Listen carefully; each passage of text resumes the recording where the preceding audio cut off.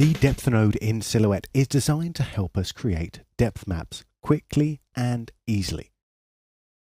And we have a number of built-in tools that are designed to help us do just that. If we look at our toolbar, we'll see a lot of familiar faces because we have the rotoscoping tools available for us as well. But after the tracker, we have some depth-specific tools. So if we take a look at the constant, what this does is it assigns a constant depth to the image. And we take a look at the depth preview. This is a viewer that's designed to help us see our progress as we go along. So taking a look at the depth view up here, which is a black and white channel, a little bit like the alpha channel is, except instead of defining transparency, this defines depth. So absolute black moves our image to the absolute furthest depth we can, and absolute white moves our image to the absolute furthest point at the front. And a value of 0.5 halfway through gives us our center value here. Now we have other tools such as the horizon tool, which generates up a little gradient for us. So it helps us to define the horizon. And if we have a look at this clip here and take a look at the ramp, what the ramp is doing, we'll go hit D to bring us into the depth view one more time.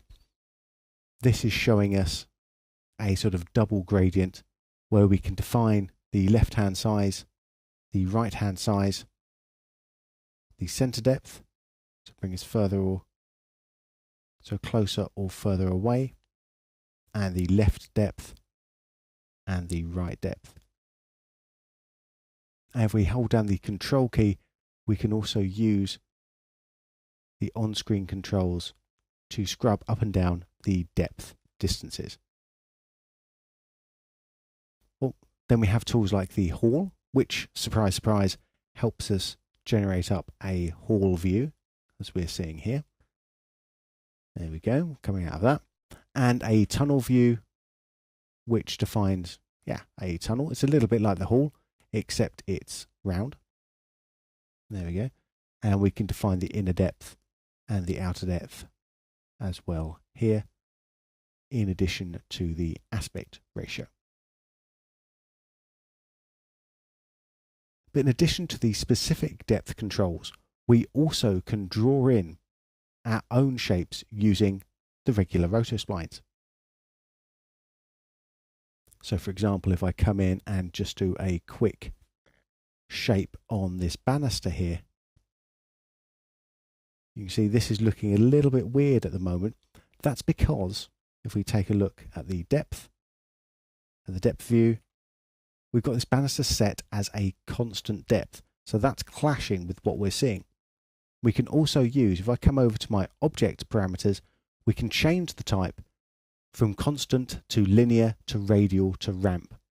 So different types of gradients to help build up that depth. And in this case, I'd want a linear, and I will set my far depth a little bit brighter, just a tiny, tiny bit brighter than the tunnel, and my right depth, again, just a tiny, tiny, tiny bit brighter than the tunnel that it's at. And so as we start to bring that out a little bit more, you can begin to see the railing here, the banister here, begin to pop out from the wall. And I can even blur that up just a little bit to make that a little bit rounder, to fit that in a bit better. Or even use the wrap to do an inner blur. And we can build these up and also use alpha channels to help to define different areas as well. So I have here a Z mat, which helps to define the sky.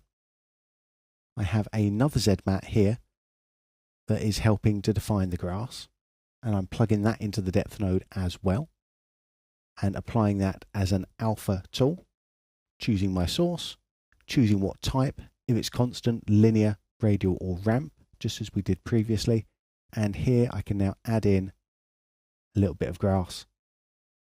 I can use my final tool that we haven't looked at, which is the edges tool, just to add a little bit of structure towards that, and then build up the rest of the object using Roto splines to very quickly give me my depth map. One other node that we have available to us, if I go to start a new session, and I use this ramp here,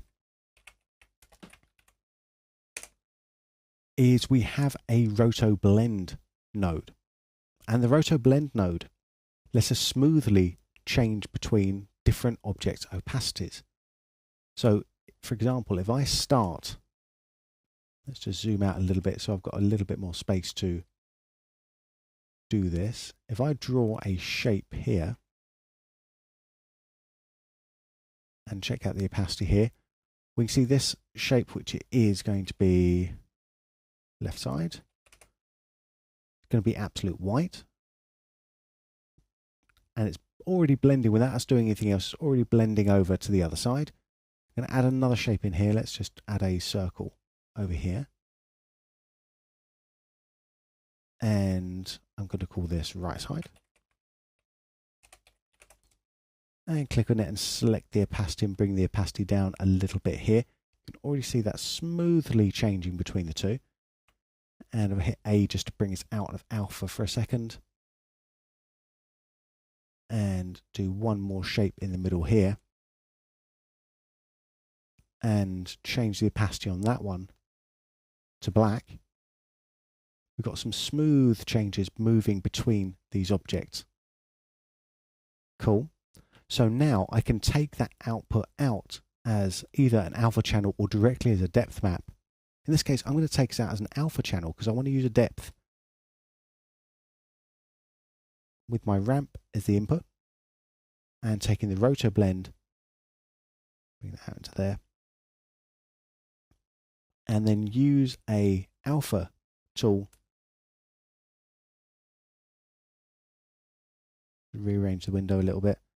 And you can see now with that set to constant, that's going to give me a nice, smooth, customizable depth map, so I can still come in and do any other changes that I want to. Maybe add a edges over the top just to add a little bit more texture, or to add some other objects going on inside there. So you can see how you can start to use the Roto Blend as a fast way of getting some nice smooth objects that we can then either export directly as a depth map or bring it in to the depth channel to work on it even further. And that's a quick overview of how we use depth to generate up depth maps.